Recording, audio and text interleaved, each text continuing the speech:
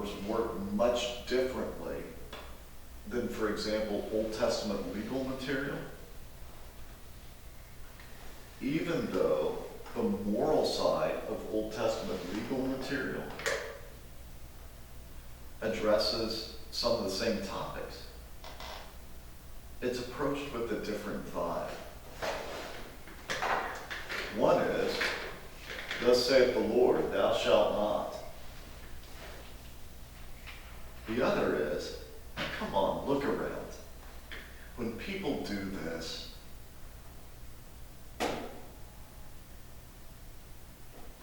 here's just what it kind of leads to.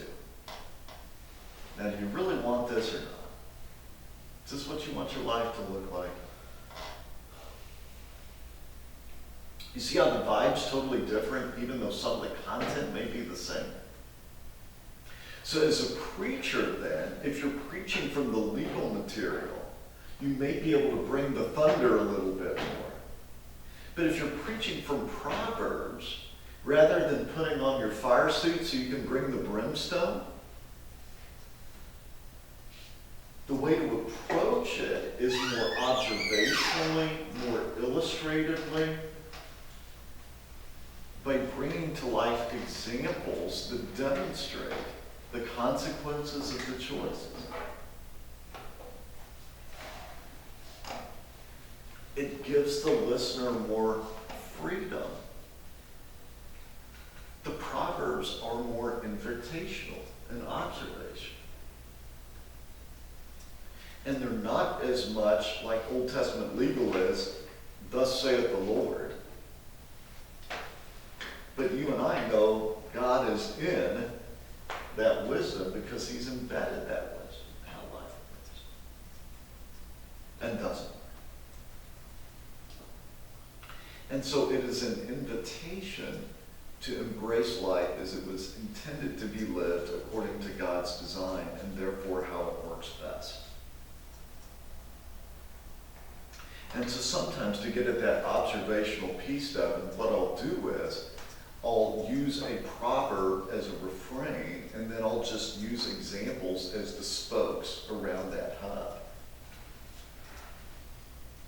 And just hit at that one proverb over and over.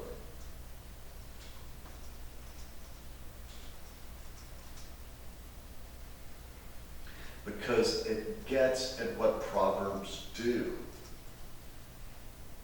It's observational. But the key text is really concise and rememberable and retainable. And so I like that as an approach to preaching proverbially from the Proverbs.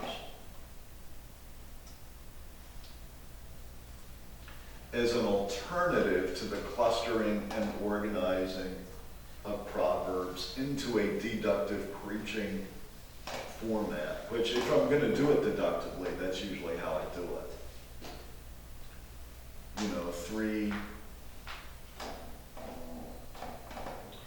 speech patterns, you know, that God wants us to avoid or embrace, you know, or whatever the case may be. And I cluster together Proverbs. I can talk about speech that builds up or speech that tears down. And I can list the kinds of speech by clustering together the Proverbs.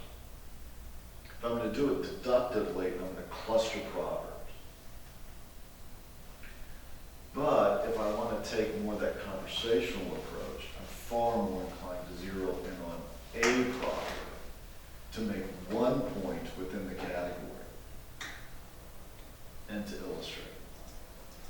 Now you can always make multiple points and illustrate each one and still make it as observational as you can. But sometimes, especially for groups that I don't think can handle probably too much content and really retain it well. If I was preaching Proverbs at church camp, I'd be much more inclined to grab the one proverb, build the examples around it, just sit down and be done.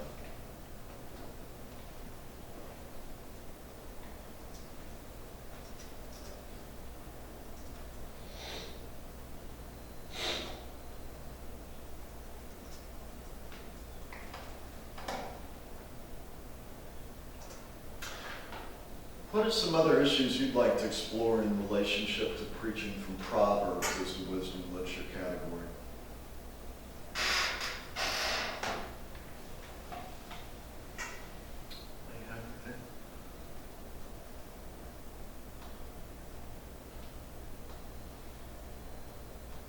Have you done much preaching from Proverbs? Have you heard much preaching from Proverbs?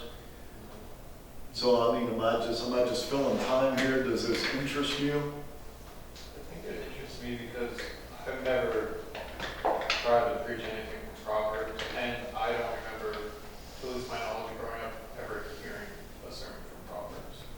So it does make it interesting to hear, like, how to approach it, because that's one of the things that I know I wondered, like, well, how do I tackle Proverbs if I ever find myself going into that?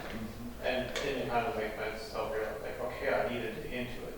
I can't just be like one of the pastors or youth ministers who just pass over it and never touch it. Yeah.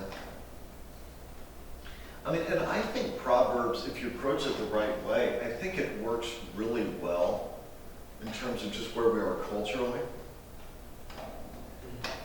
Because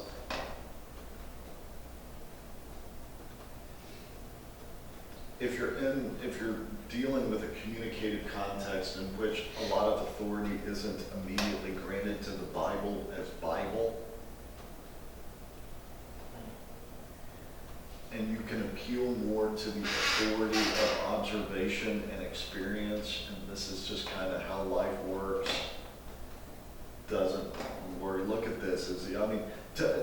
I just find in ministry approaching things the way Proverbs does a lot of times gets me a lot more traction than approaching things the way Old Testament legal does, for example.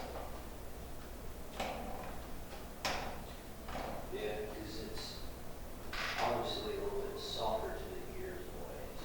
Because the way we are in society is like, we want guidelines and stuff, but we don't always exactly want hell as an alternative, so it's kind of like a nice leeway into how to live a better life. Yeah. But that sells a whole lot better, but at the end, I think it could lead to other directions. And people want to be respected. They want the right to choose to be respected. Yeah. And so essentially what you can do a lot with Proverbs is absolutely you can choose. I'm not saying you can't choose. Yeah. Of course you can choose. What I'm saying is you can't choose the consequences of your choices. Yeah.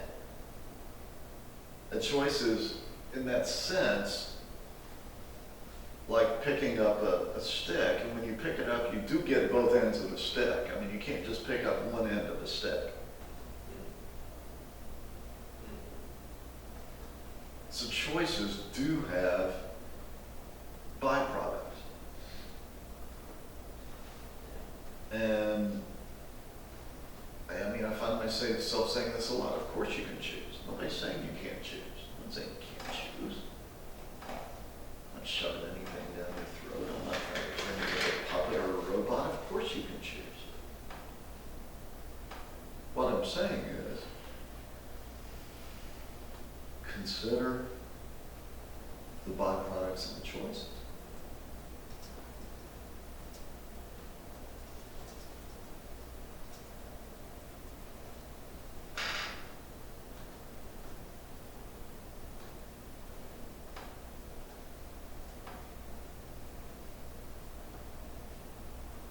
Which actually I think it makes it a lot easier to preach Proverbs to adults than kids.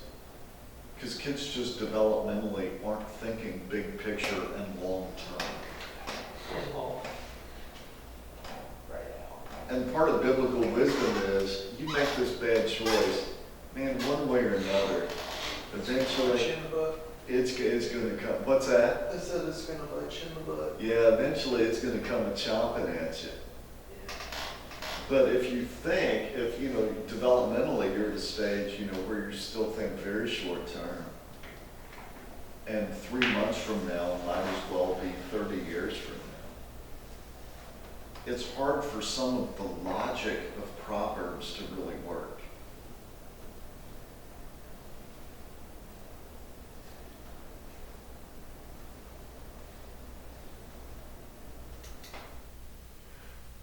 But as a parent, even though I understand that, I still try to provide that reminder and that perspective and even help people understand where they're at developmentally.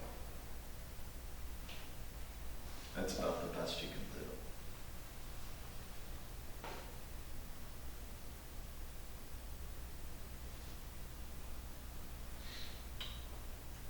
Other questions, comments about preaching from Proverbs?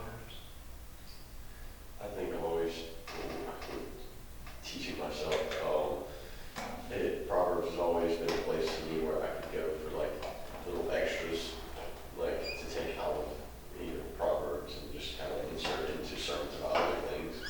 Like I could preach on something and I'm like, oh, well, here's this thing in Proverbs that furthers that point and not really as a place where I can sit there and around. And so it's just interesting to learn how to actually preach from a proverb instead of like, oh, okay, well, to further my point about this text, I can pull something from Proverbs. Because that's what I do most of the time. Yeah, and I would say that what you're describing is pretty common in my experience too.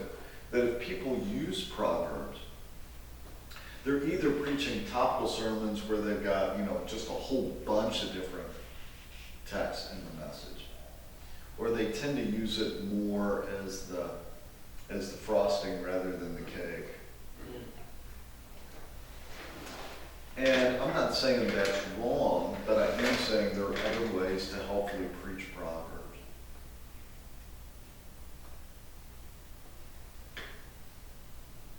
Now you say that, I think that's the only way I've ever really heard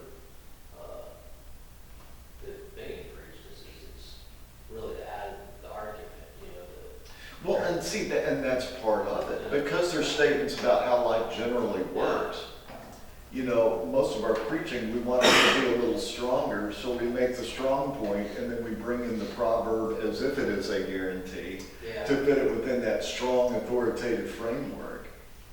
And we're using it as an illustration, but not really proverbially. Right.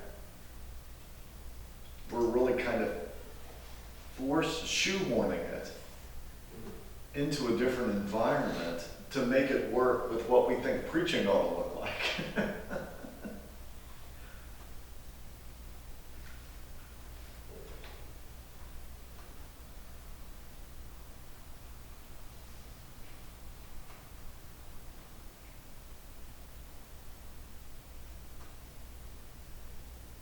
Anything else?